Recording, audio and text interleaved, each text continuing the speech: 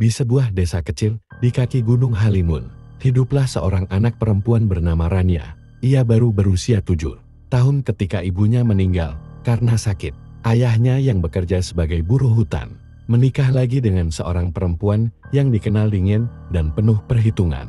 Sejak pernikahan itu, hidup Rania berubah drastis. Ibu tirinya kerap memarahi dan menyuruh Rania mengerjakan semua pekerjaan rumah. Ayahnya yang lelah pulang bekerja malam hari tidak menyadari bahwa putrinya diperlakukan tidak layak. Hingga suatu hari, ibu tirinya membawa Rania jauh ke dalam hutan dengan alasan mencari kayu bakar. Hari itu hujan gerimis membasahi dedaunan. Ibu tirinya menyuruh Rania menunggu di bawah pohon besar, lalu berjalan menjauh tanpa pernah kembali. Rania duduk menggigil dalam gelapnya hutan, sendirian.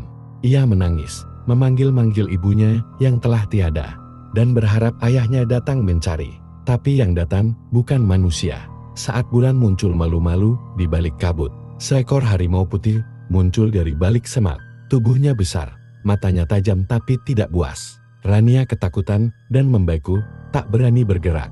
Tapi harimau itu hanya mendekat perlahan, mengendus, lalu duduk di sampingnya seperti hendak menjaga. Malam-malam berikutnya, harimau putih itu selalu datang. Ia membawa makanan sisa buruan atau buah-buahan hutan dan tidur di dekat. Rania seolah-olah ia adalah induknya. Rania perlahan tak lagi takut. Ia mulai berbicara kepada harimau itu, memberinya nama Putih. Setiap pagi, Putih menuntunnya mencari air dan makanan. Hari berganti minggu dan Rania tumbuh kuat di bawah perlindungan sang harimau. Namun, tak ada rahasia yang selamanya tersembunyi. Suatu hari, sekelompok pencari kayu dari desa melihat sosok harimau putih berjalan di antara pepohonan, dan mereka mengikutinya dengan diam-diam. Mereka tak percaya ketika melihat Rania duduk di samping binatang buas itu. Dalam kondisi sehat, rambutnya panjang dan matanya tajam seperti cahaya pagi. Warga desa pun segera melapor pada kepala dusun. Saat rombongan datang menjemput Rania, Putih mengom sekali, lalu menghilang ke dalam hutan, meninggalkan anak itu dalam pelukan manusia. Rania dibawa kembali ke desa, dan ayahnya menangis ketika melihat anaknya masih hidup. Namun kisah ini belum berakhir di sana. Rania kembali ke desa disambut dengan sorotan mata yang tak bisa ia mengerti. Sebagian iba, sebagian tidak percaya, dan sebagian lagi ketakutan. Anak-anak seusianya menjauh. Orang dewasa berbisik di belakang punggungnya.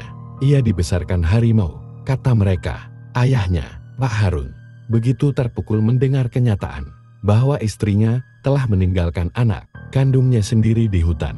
Ia menceraikan perempuan itu pada hari yang sama. Tapi luka di hati Rania tak mudah sembuh. Ia tak lagi seperti dulu, tak banyak bicara, selalu waspada, dan kadang memandangi hutan dengan mata kosong. Malam-malam pertama di rumah, Rania sering menangis diam-diam. Ia rindu pada kehangatan tubuh Putih, harimau yang telah menjaganya lebih baik dari manusia. Ia merasa asing dengan dunia yang dulu ia kenal. Ia mulai tidur di lantai beralaskan tikar, menolak ranjang. Ia tak suka lampu terang, lebih memilih gelap. Bahkan makanan pun harus dibiarkan di depan pintu seperti kebiasaan. Putih saat memberinya makan, satu-satunya yang bisa mendekatinya tanpa membuatnya gelisah adalah seekor kucing Putih di rumah tetangga. Rania akan duduk berjam-jam sambil mengelusnya. Lama-kelamaan, warga mulai terbiasa. Mereka memanggilnya anak hutan. Namun, sesuatu yang aneh mulai terjadi.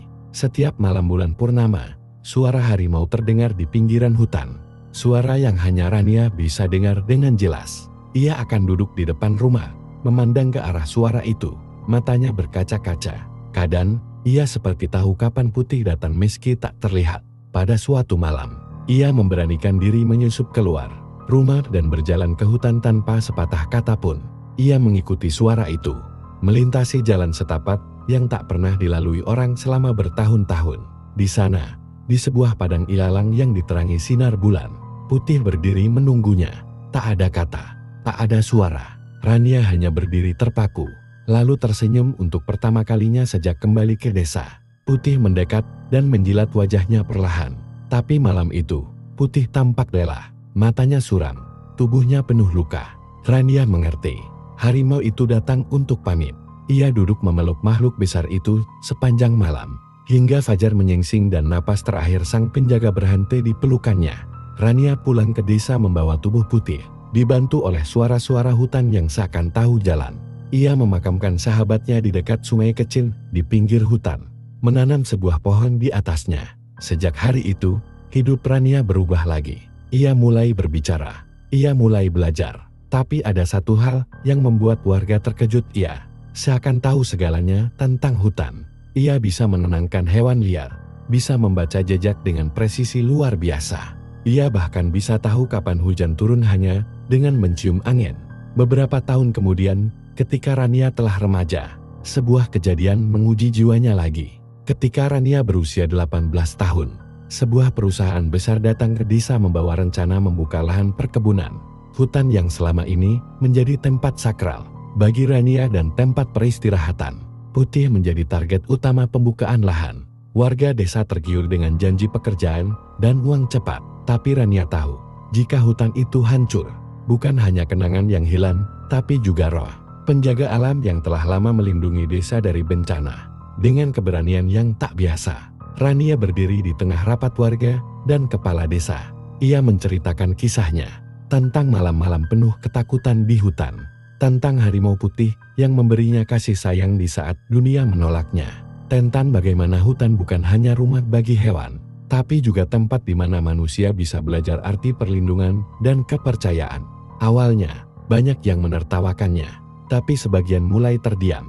Mereka ingat bagaimana desa selalu terhindar dari longsor, dari kekeringan, dari wabah. Mereka mulai melihat bahwa kisah Rania bukan dongeng, tapi peringatan. Dengan dukungan segelintir orang, Rania mulai menggerakkan anak-anak muda untuk merawat hutan, mendirikan tempat belajar tentang alam, dan menolak penebangan secara damai.